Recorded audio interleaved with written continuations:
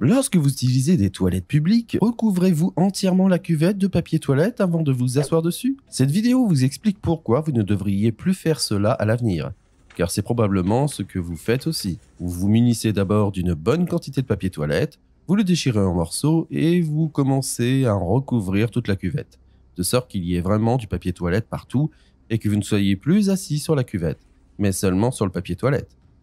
Ainsi, vous vous sentez plus en sécurité. Et lorsque vous avez terminé, vous jetez simplement le papier toilette dans les toilettes et tirez la chasse.